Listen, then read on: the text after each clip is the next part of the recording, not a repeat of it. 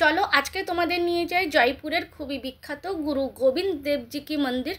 তো মন্দির ভীষণই ফেমাস, আর তার সাথে তোমাদের মহারানীর যে মার্কেট, মহারানীর বাজার, ওখানে কেমন কি পাওয়া যায়, কি জিনিসপত্র। তবে ক্যামেরা তো করতেই দেয়নি, তাও আমি যতটুকু পারি একটুখানি তোমাদের সাথে শেয়ার করার চেষ্টা করেছি, এবং কার কত প্রাইস সেটাও তোমাদেরকে শেয়ার করব। হ্যালো বন্ধুরা, welcome back to my YouTube channel. আশা করি তোমরা সবাই খুব ভালো আছো।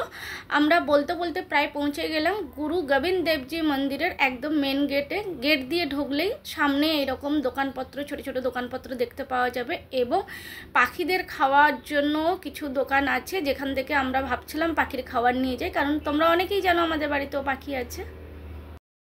তো পাখিদের দোকান পেরোলে আর একটা বড় গেট, সেই বড় গেট দিয়ে ঢুকলেই সামনে দেখা যাচ্ছে সিটি প্যালেস। তো সিটি প্যালেসও খুবই নামকরা, খুবই ফেমাস, তোমরা অনেকেই জানো। এখানে সমস্ত গাড়ি পার্কিং করা হয়। টু হুইলার হলে তাও ভেতরে চলে যেতে পারবে, কিন্তু ফোর হুইলার যাওয়ার রাস্তা নেই। কেন নেই সেটাও তোমাদের সাথে শেয়ার করব। তো যাই হোক, আমরা ডান দিকে ভেঙে গেলাম। ডান দিকে ভেঙে যেতে দেখো এখানটায় রাস্তায় ব্লক করা আছে, শুধু টু হুইলার কোনো রকম যেতে পারবে শ্রী গোবিন্দ দেবজি মন্দির। তো এখানটায় এই বড় গেটটা পার হলেই তারপরে একটু হাঁটা রাস্তায় যেতে হবে। হেঁটে হেঁটে গিয়ে সামনের দিকেই, একদম সামনেই আছে গোবিন্দ দেবজি মন্দির। তো এই যে প্রবেশ রাস্তা, আমরা এইটা দিয়ে প্রবেশ করছি। এই প্রবেশের দ্বারটা এখন বন্ধ করে দিয়েছে, তো কী জন্য বন্ধ করেছে জানি না। আমরা এটা দিয়ে যাচ্ছি, আর অত্যধিক রোদের জন্য সত্যিকারে খালি পায়ে যাওয়াটা মুশকিল হয়ে যাচ্ছিলো। এখানে জুতো রাখার ব্যবস্থা আছে, সবাই এখানটায় জুতো রাখছে। তারপরে দেখো রোদে যেহেতু পা ফেলা যায় না, ওই জন্য দেখো এরকম খুব সুন্দর করে কার্পেট পাতানো আছে, যাতে পায়ে এতটা রোদ না লাগে, মানে পা ফেলতে কষ্ট না হয়।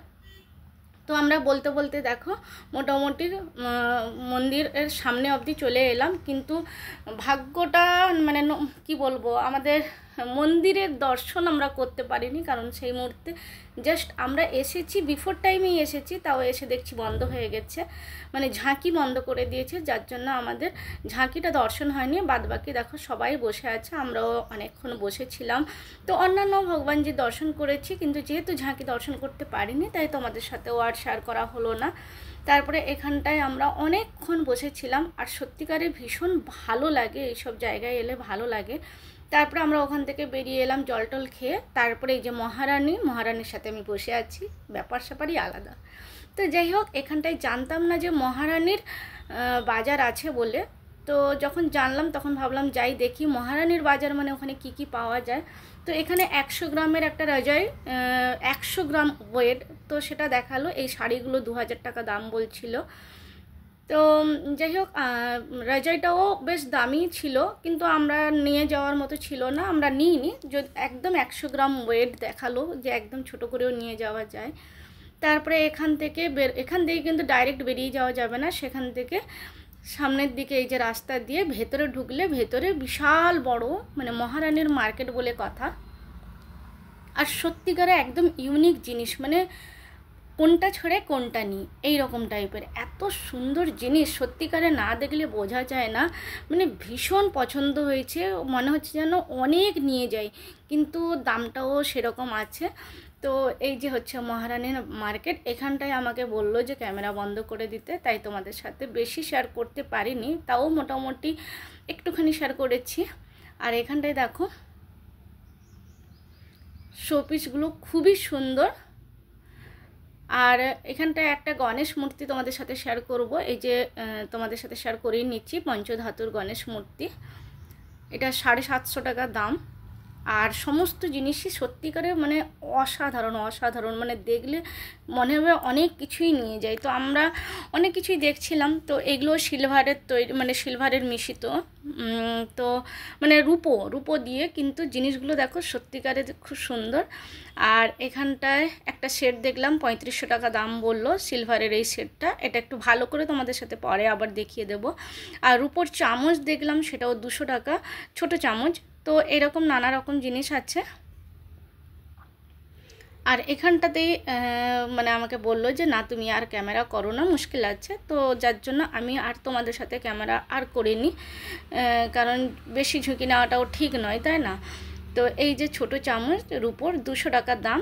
তো এখানটায় মোটামুটি মহারানীর মার্কেট, এর পরেও আরও অনেক বড় ছিল, পুরোটা ঘুরতে ঘুরতে অনেক সময় লেগে গেছে। তারপরে খুব খিদে পেয়েছিল, তো ভাবলাম কোথায় যাব কোথায় খাবো।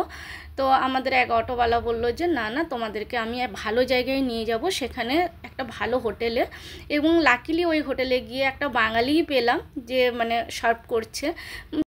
ভীষণ ভালো লাগলো, বাইরে বাঙালি পেলে বেশ ভালোই লাগে। মন্দিরের পাশেও অনেক হোটেল ছিল, কিন্তু আমরা একটু ননভেজ খুঁজছিলাম। তো মন্দিরের পাশে তো ননভেজ হোটেল পাওয়া যায় না, তাই আমরা অটো করে একটু দূরে গিয়েই হোটেলে গেলাম খেতে। তো অটোওয়ালাটা নিয়ে একদম ওখানটায় পৌঁছে দিল, হোটেলের একদম সামনে। এত রোদের জন্য বেশি কিছু খাওয়ার একদমই ইচ্ছে ছিল না, আমরা একদম সিম্পল সাদামাটাই কিছু নিলাম, অর্ডার করলাম। দারুণ খাওয়া দাওয়া, খুব সুন্দর ছিল, বেশ ভালোও লেগেছে। তো বন্ধুরা, কেমন লাগলো বলো আমার আজকের ব্লগটি? যদি ভালো লাগে তাহলে লাইক কমেন্ট শেয়ার করে দিও। আবার আসবো নতুন একটা ব্লগ নিয়ে, ততক্ষণ ভালো থেকো, সুস্থ থেকো, সাবধানে থাকো আর দেখতে থাকো আমার ব্লগটি। টাটা সবাইকে।